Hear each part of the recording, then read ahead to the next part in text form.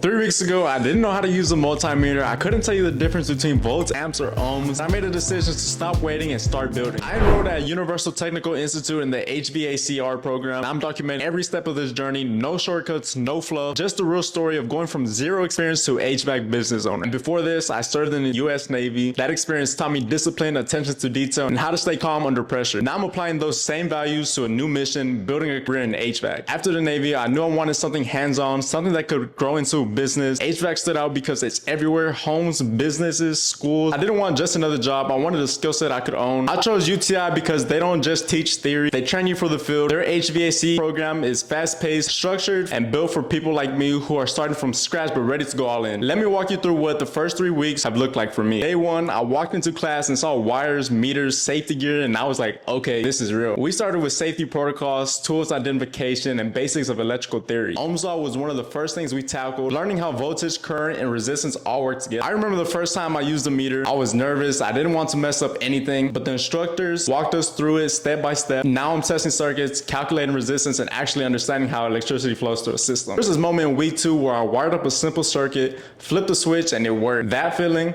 that's why I'm here. One thing I didn't expect was how diverse the student body is. I've met people who come from construction, retail, food service. Some are fresh out of high school. Others are switching careers in their 30s and 40s, and we're all here for the same reason: to learn something that can change our lives. The instructors, they've been in the field, they've worked on real systems, dealt with real customers, and they bring that experience into the classroom. They don't just teach, they coach, and they push you to think like a tech, not just a student. Here's what I've learned already, not just technically, but mentally. You don't need experience, you need commitment. You're gonna mess up. That's part of the process. Ask questions, even the ones that feel dumb. Take notes like your future depends on it. Stay curious, stay consistent. That's how you grow. Coming from the Navy, I'm used to structure, high standards. That mindset helps me stay focused here, but HVAC is a different kind of challenge, and I'm embracing it fully. My goal isn't just to become a technician. I want to own my own HVAC business. I want to create jobs, train new techs, and build something that gives back to my community. I want to be the guy who hires, who mentors, who leads. That's why I'm documenting this journey, not just for me, but for anyone who's thinking about taking the lead. If you're watching this and wondering if it's too late, or if you're too inexperienced, trust me,